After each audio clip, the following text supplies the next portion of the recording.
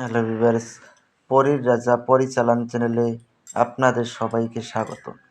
তো আজ আমি আপনাদের মাঝখানে শুধুমাত্র ২১ বার দোয়া পড়ে দৌলত পরি হাজির করার সহজ উপায় নিয়ে হাজির হয়েছি।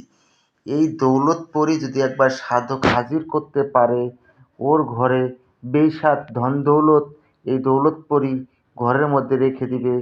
আর ওই সাধক যত যত ইচ্ছে ততই আপনারা খরচ করতে পারবেন। কোনো দিক দিয়ে আপনাদের কোনো রকম সমস্যা হবে না। যত ধন দৌলত চাবেন এই পরীর কাছে আপনাদেরকে উপহার স্বরূপ আপনাকে ততটাই এনে দেবে। আর এবং ভবিষ্যতে আপনার ভালো খারাপ সব ধরনের কাজ এই দৌলত পরি আপনাকে করে দেবে। এটা যদি আপনারা নিজেরা প্রয়োগ করতে না পারেন, চালানের মাধ্যমে যদি নিতে চান, স্ক্রিনে দেওয়া নাম্বারে আপনারা আমার সঙ্গে যোগাযোগ করে নেবেন। আর যদি অন্য কোনো দেশ থেকে ফোন করতে চান, আমি স্ক্রিনে নাম্বার দিয়ে দেব, দেখে নেবেন।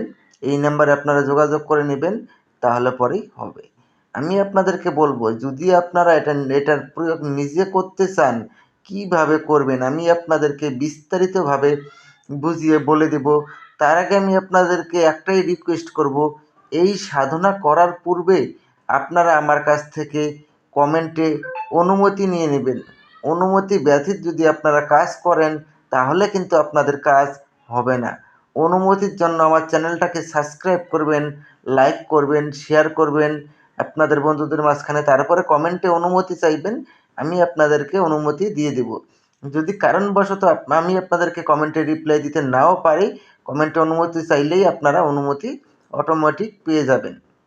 যদি আপনারা আমাকে দিয়ে কাজ করান, তবেই আপনারা আমার সঙ্গে যোগাযোগ করবেন, না হলে আমার সঙ্গে যোগাযোগ করার কোনো প্রয়োজন নেই। কমেন্টে অনুমতি চাইবেন, তাহলে পরেই হবে। আর অনেক ভাই বোনেরা রয়েছেন আপনারা তার মানে ফালতু কথাবার্তা বলেন ফোন করে। আমি তাদের উদ্দেশ্যে বলছি, আমি আপনাদেরকে খারাপ কিছু বলছি না। আপনাদেরকে বলবো, আপনাদেরকে রিকোয়েস্ট, আপনারা ভিডিও দেখে বুঝে তা করুন, কোনো সমস্যা নেই। আপনারা ফোন করে আমাকে কেউ বিরক্ত করবেন না। একটা দোয়া স্ক্রিনে দেখতে পাচ্ছেন, ইয়া রাব্বুল আলামিন। এই দোয়াটাকে আপনারা প্রথমে ভালো করে মুখস্থ করে নেবেন।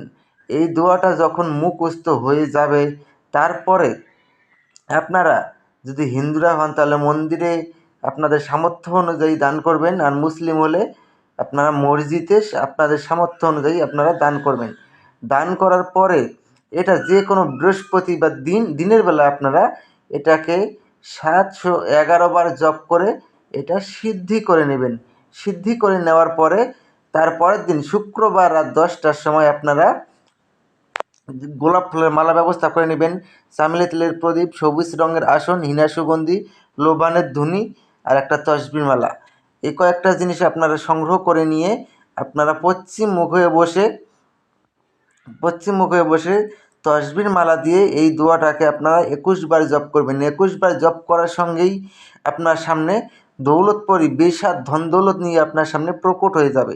যখন দৌলতপরি এসে আপনার সামনে প্রকট হয়ে যাবে, তখন পরীর গলায় আপনারা গোলাপ ফুলের মালা পরিয়ে দেবেন। পরে গোলাপ ফুলের মালা স্বীকার করার সঙ্গে সঙ্গে ও আপনার বশ্যতা স্বীকার করে নেবে। তারপরে আপনারা ওনাকে বলবেন যে, আপনাকে আমার কাছে 3টি শপথ করতে হবে। প্রথম শপথ, আমি তোমাকে যা আদেশ করিব তার সঙ্গে সঙ্গে পালন করিতে হবে। দ্বিতীয় শপথ, আমার অনুমতি ছাড়া তুমি কোথাও যেতে পারবে না। তৃতীয় শপথ, আমি তোমাকে যখনই স্মরণ করিব তখনই আমার সামনে এসে প্রকট হতে হবে। এই 3টি শপথ করার ফলে ও আপনার আজীবন বশ্যতা স্বীকার করে থাকবে। তারপরে আপনারা ওনাকে বলবেন যে, আপনাকে কী নামে ডাকলে পরে আপনি আমার সামনে এসে প্রকট হবেন। উনি আপনাকে একটা নাম বলে দেবে, ওই নাম ধরে যখনই ডাকবেন তখনই সে আপনার সামনে এসে প্রকট হবে।